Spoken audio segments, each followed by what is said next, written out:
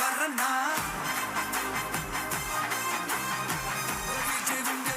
எளியவன் குரல்னா தனியால் இல்ல கடல்னா தனியால் இல்ல கடல்னா மக்கள் தானே மன்னர்களை உனக்கு காட்ட வர்றனா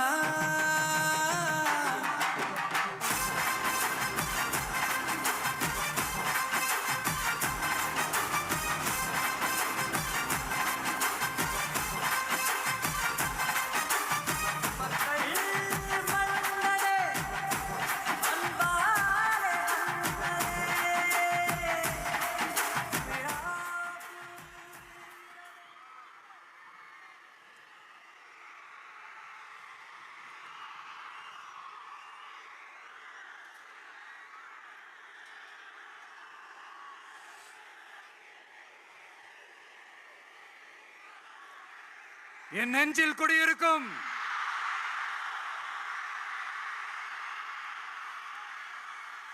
புதுச்சேரி மக்கள் உங்கள் அனைவருக்கும் என்னுடைய வணக்கம். வணக்கம் வணக்கம். எல்லாரும் எப்படி இருக்கீங்க?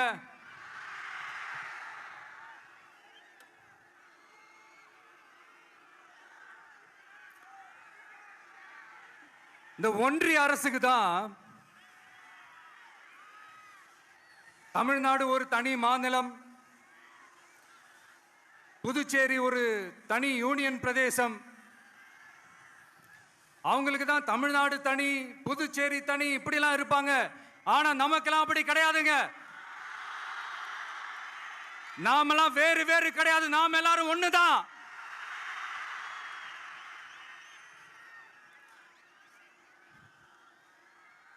தமிழ்நாடும் புதுச்சேரியும் தனித்தனியாக இருந்தாலும் நாம் எல்லாரும் ஒண்ணுதான். நாம் எல்லாரும் சொந்தம் தான்.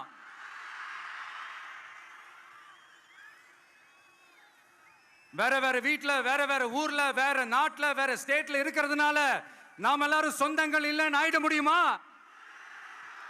அது எப்படி முடியும்? இப்ப பாத்தீங்களா, ஒருத்தருக்கு ஒருத்தர் பார்த்துக்கும் போது அந்த பாச உணர்வு, அதுதாங்க, அது மட்டும்தான். அது இருந்துட்டாலே போதும், வேற எதுவுமே தேவையில்லை. அதனால தமிழ்நாடு, புதுச்சேரி, கேரளா, கர்நாடகா, ஆந்திரா மட்டும் இல்ல, உலகத்துல எந்த மூலையில நம்ம வகைரா இருந்தாலும் அவங்க எல்லாருமே நம்மளோட உயிர் தான். அவங்க எல்லாருமே நம்மளோட உறவு தான்.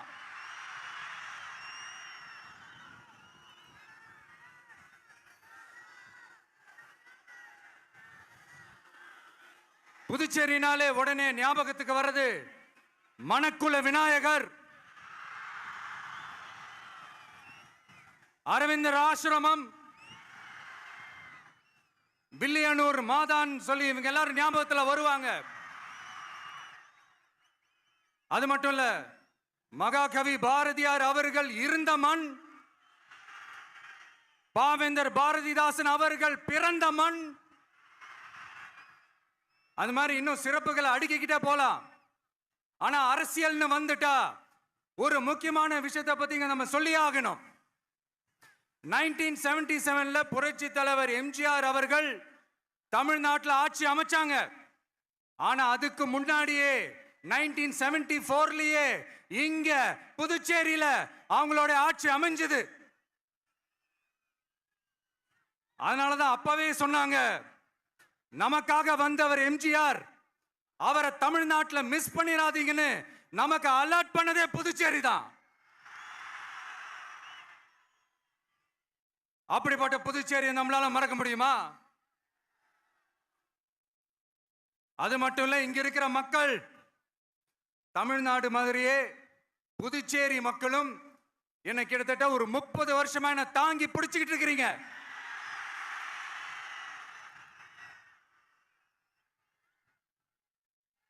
அதனால இந்த விஜய் தமிழ்நாட்டுக்கு மட்டும் தான் குரல் கொடுப்பான்னு நினைக்காதீங்க. அப்படி பண்ணாத தவறு. புதுச்சேரி மக்களுக்கும் சேர்த்து தான் குரல் கொடுப்பான். அது என்னுடைய கடமையும் கூட. அதனாலதான் இங்க நீங்க ஃபேஸ் பண்ற பிரச்சனைகளை பத்தி இன்னைக்கு நான் பேசுறதுக்காக வந்திருக்கிறேன். அது மட்டும் இல்ல, இந்த புதுச்சேரி கவர்மெண்ட்டை பத்தி நாம சொல்லியே ஆகணும். இது டெஃபினட்டா தமிழ்நாட்டில் இருக்கிற மாதிரி நம்ம திமுக கவர்மெண்ட் மாதிரி கிடையவே கிடையாது.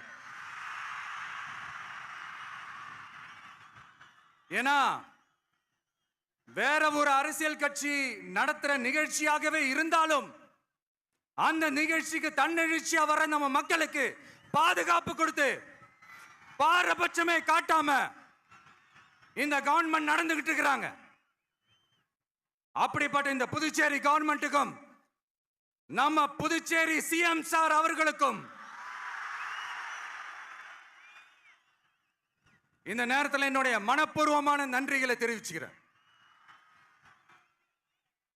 இத பார்த்தாவது தமிழ்நாட்டில் இருக்கிற அந்த திமுக கவர்மெண்ட் கத்துக்கிட்டா நல்லா இருக்கும்.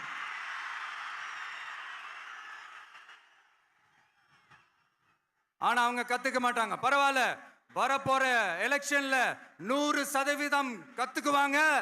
அத நம்ம மக்கள் பார்த்துக்குவாங்க.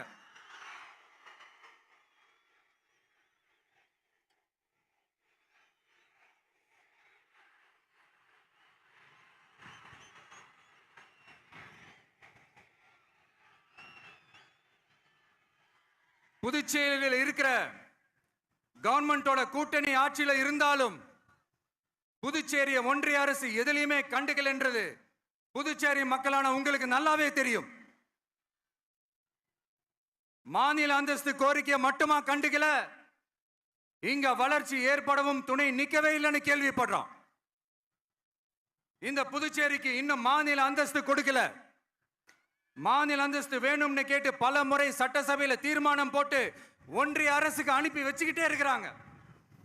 இந்த வருஷம் கூட மார்ச் மாசம் 27ஆம் தேதி 2025 அன்னைக்கு ஒரு தீர்மானம் போட்டாங்க. அது மாநில அந்தஸ்து வேணும்னு கேட்டு ஒன்றிய அரசுக்கு அனுப்புற 16வது தீர்மானம். புதுச்சேரி காரைக்கால் பகுதிகளில் மூடப்பட்ட 5 மில்கள், பல்வேறு தொழிற்சாலைகளை மீண்டும் திறக்கிறதுக்கு இதுவரைக்கும் ஒரு துரும்ப கூட கிள்ளி போடல. பல்லாயிரக்கணக்கான இளைஞர்களோட வேலை வாய்ப்புக்காக எதையுமே செய்யல. இங்க ஒரு ஐடி கம்பெனி உருவாகணும்ன்ற எண்ணமே இல்லை. அதை பத்தி யார் பேசினாலும் அது அவங்க காதல விழவே விழல. இங்க ஒரு அமைச்சரை ஊழல் குற்றச்சாட்டுல பதவி விட்டு நீக்கப்பட்டு அந்த இடத்துக்கு இன்னொருத்தரை நியமிச்சு 200 நாள் ஆச்சு. இன்னும் அவருக்கு ஒரு இலாக்காவே தரல. இந்த செயல் சிறுபான்மை மக்களை அவமானப்படுத்துறதுன்னு அந்த மக்களே சொல்றாங்க. புதுச்சேரியோட முக்கிய அங்கமாக இருக்கிற காரைக்கால், மாகே, ஏனாம் பகுதிகளில் எல்லாம் முன்னேற்றமே இல்லைன்னு அந்த பகுதி மக்கள் சொல்லிக்கிட்டே இருக்கிறாங்க. குறிப்பா காவிரியோட கடைமடை பகுதியான காரைக்காலை மொத்தமா கைவிட்ட மாதிரி தான் இருக்குது. இது எல்லாமே முன்னேற்றம் அடையணும். டூரிஸ்ட் பிளேஸ் ஆன புதுச்சேரியில போதுமான அளவு பார்க்கிங் வசதி இல்ல, போதுமான அளவு கழிப்பறை வசதி இல்ல. இதெல்லாமே மேம்படுத்தணும். புதுச்சேரி கடலூர் மார்க்கமான ரயில் திட்டம் வேணும்ங்கிறது நீண்ட கால கோரிக்கை. புதுச்சேரி மக்களுக்கு ஒன்னே ஒண்ணுதான் சொல்லணும், இந்த திமுகவை நம்பாதீங்க. அவங்களுக்கு உங்களை நம்ப வச்சு ஏமாத்துறது தான் அவங்க வேலையே. நான் சொன்ன பல கோரிக்கைகளை எல்லாம் தீர்த்து வைக்கிறதுக்கு நம்ம புதுச்சேரி கவர்மெண்ட்டுக்கும் அதோட மக்கள் திட்டங்களுக்கும் ரொம்ப அக்கறையா உண்மையா துணை நிற்கிறோம். தமிழ்நாட்டை ஒதுக்குற மாதிரி புதுச்சேரியும் ஒதுக்க கூடாதுன்னு நாங்க கேட்டுக்கிறோம். கிட்டத்தட்ட 20 லட்சம் பேர் வாழ்ற யூனியன் பிரதேசமான புதுச்சேரி மத்திய நிதி குழுவில் இடம்பெறவில்லை.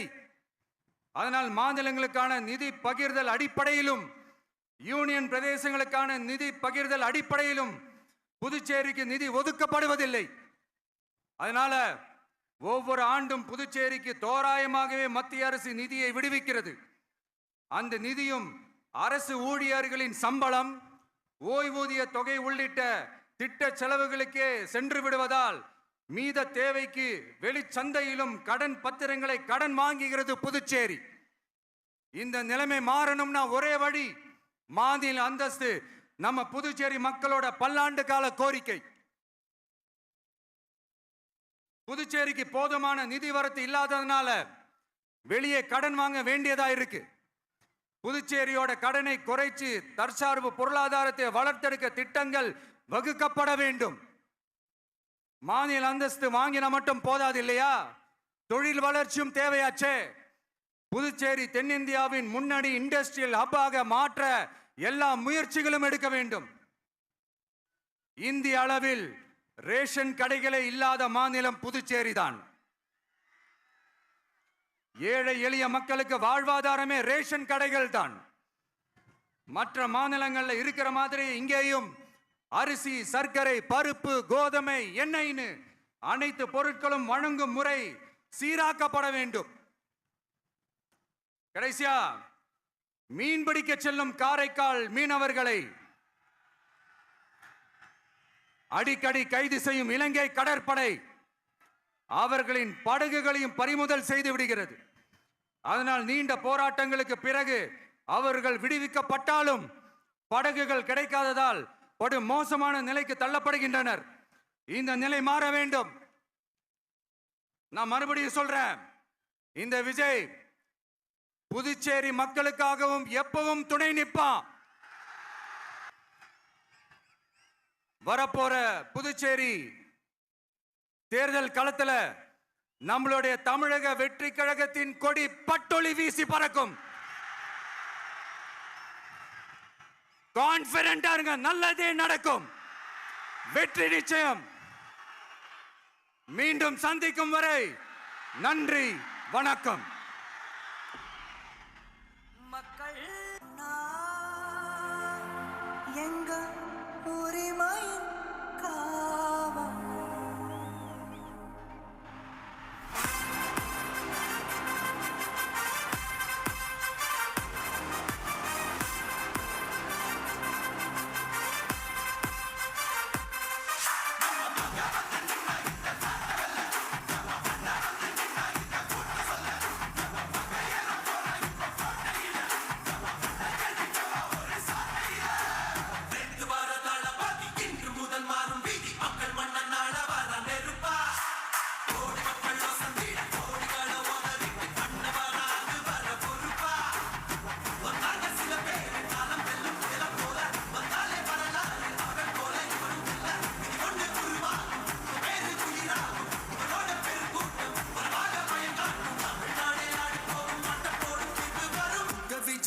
விஜய் உயிரன வரனா,